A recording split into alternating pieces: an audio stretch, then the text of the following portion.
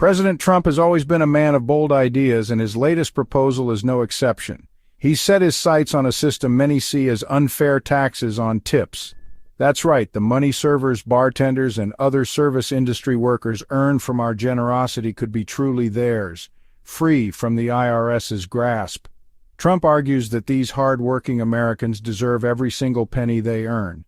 He believes taxing their tips is essentially double taxation, as they already pay income tax on their wages. This move, he claims, is about fairness and putting more money back into the pockets of hard-working Americans. But this seemingly small change to the tax code has ignited a firestorm of debate. Could this be the start of something much bigger? Some speculate that eliminating taxes on tips is just the first step in a radical plan to dismantle the income tax altogether. The idea of eliminating income tax completely seems unthinkable to some, a radical notion that challenges the very foundation of our current economic system. For many, the concept of a government functioning without the revenue generated from income taxes is not just improbable, but impossible.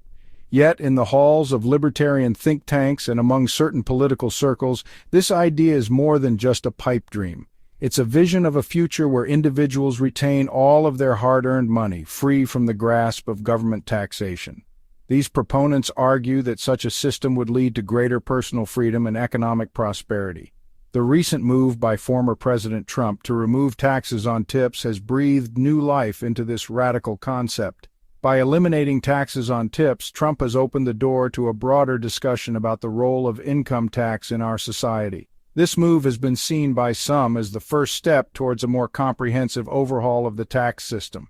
Could this be the thin end of the wedge, the first crack in the foundation of our current tax system? The implications of such a move are profound, raising questions about the sustainability of government funding and the future of public services. Proponents of this theory argue that if the government can function without taxing tips, why not extend that logic to other forms of income?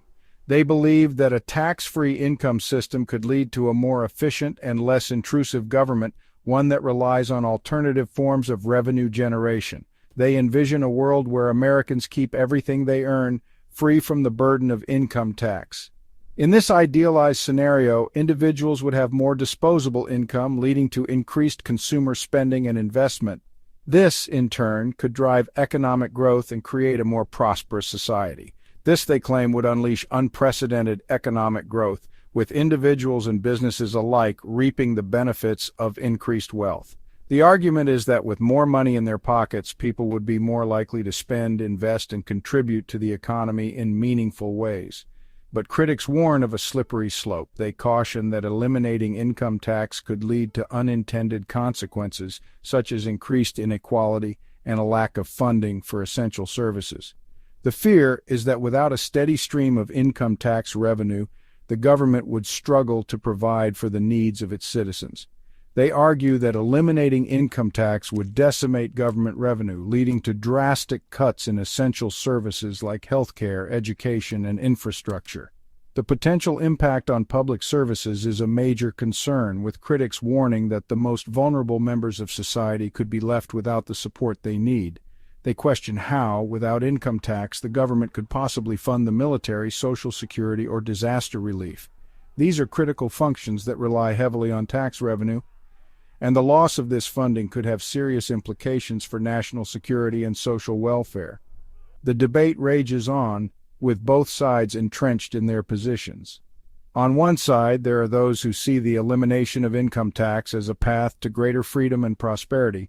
On the other, there are those who fear the consequences of such a move and the potential harm it could cause to society as a whole. Only time will tell if Trump's move to untax tips is an isolated incident or the first step towards a radical reshaping of the American tax system. As the debate continues, the future of income tax in the United States remains uncertain, with both sides watching closely to see what happens next. One of the biggest concerns surrounding the potential elimination of income tax is the specter of inflation. This fear is not unfounded, as history has shown that significant changes in fiscal policy can have far-reaching effects on the economy. When income tax is removed, the immediate consequence is an increase in disposable income for individuals and businesses. While this might sound like a boon, the ripple effects can be complex and multifaceted. Critics argue that flooding the economy with trillions of dollars of formerly taxed income would lead to a dramatic decrease in the value of the dollar. They point to historical instances where an influx of money into the economy without a corresponding increase in goods and services led to hyperinflation. The Weimar Republic in the 1920s and Zimbabwe in the 2000s are often cited as cautionary tales. In these cases, the value of the currency plummeted, leading to skyrocketing prices and economic instability. Imagine, they say, a world where everyone has more money to spend. On the surface, this seems like a positive scenario. People would be able to buy more goods, invest in their futures, and enjoy a higher standard of living. However, the reality is more complicated. With more money chasing the same amount of goods and services, the demand would outstrip supply. This imbalance between supply and demand is a classic recipe for inflation. Demand for goods and services would skyrocket, but the supply wouldn't be able to keep up. This surge in demand would put pressure on businesses to increase production. However, ramping up production is not always a straightforward process. It requires time, resources, and often significant investment. In the short term, businesses might struggle to meet the increased demand, leading to shortages and higher prices. This imbalance, they warn, would lead to businesses hiking up prices, eroding the purchasing power of the very people the tax cuts were supposed to help. As prices rise, the initial boost in disposable income would be offset by the higher cost of living. This could lead to a vicious cycle where wages struggle to keep up with inflation, further exacerbating economic inequality. Proponents of the tax cuts, however, argue that such fears are overblown. They believe that the increased disposable income would lead to greater economic activity, spurring growth and innovation. According to this view, the additional money in the economy would be invested in new businesses, technologies, and infrastructure, creating jobs and boosting productivity. They believe that the economic growth spurred by the tax cuts would offset any inflationary pressures. By increasing the overall productivity of the economy, the supply of goods and services would rise to meet the heightened demand. This, in turn, would help stabilize prices and prevent runaway inflation. Increased investment, they claim, would lead to greater productivity and a wider availability of goods and services, effectively mitigating any significant rise in prices. They argue that a more dynamic and flexible economy would be better equipped to handle the challenges of increased demand, ensuring that inflation remains in check. The reality, as is often the case, likely lies somewhere in between these two extremes. While the elimination of income tax could lead to some degree of inflation, the extent of its impact would depend on a variety of factors, including how the additional income is spent and how quickly the economy can adapt to the changes. While some degree of inflation is almost inevitable, its severity and duration remain uncertain. Policymakers would need to carefully monitor the economy and be prepared to take corrective measures if inflationary pressures become too great. Ultimately, the success of such a bold fiscal move would hinge on the ability of the economy to balance increased demand with a corresponding increase in supply.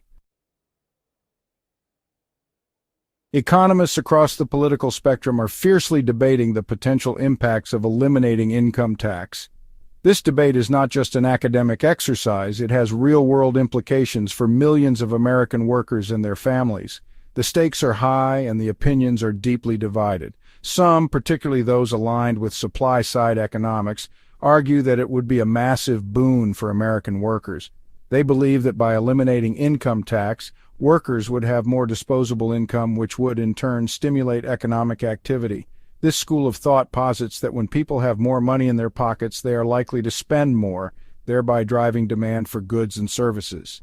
They envision a scenario where businesses, flush with cash from the tax cuts, increase wages and hire more employees. The idea is that companies would reinvest their tax savings into their workforce, leading to higher salaries and more job opportunities. This could potentially reduce unemployment rates and improve job security for many. This, they claim, would lead to a virtuous cycle of economic growth, with increased employment leading to greater consumer spending, further fueling the economy. As people spend more, businesses would see higher revenues, which could then be reinvested into further growth and development. This cycle of spending and reinvestment could create a robust and dynamic economy.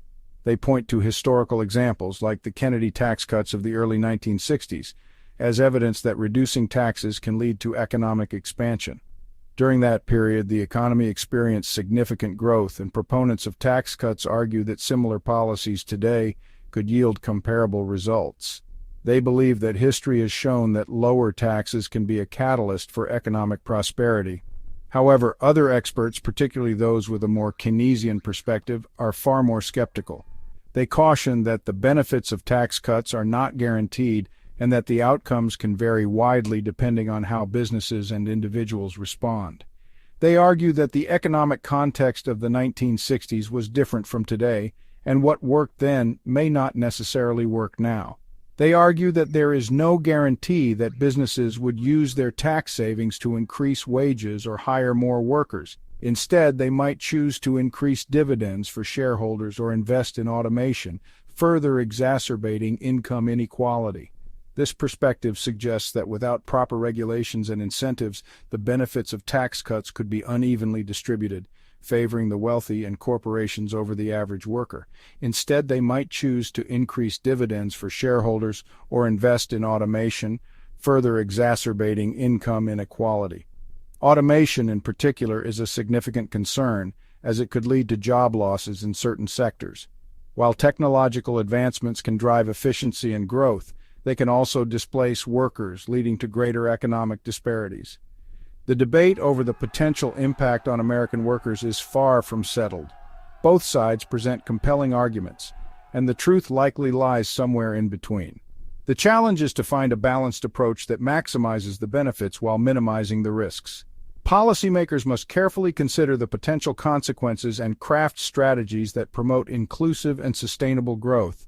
Only time will tell who is right, and whether the elimination of income tax would usher in an era of prosperity or exacerbate existing economic disparities. As the debate continues, it is crucial to keep the focus on the well-being of American workers and ensure that any policy changes are made with their best interests in mind. The future of the American economy depends on making informed and thoughtful decisions today.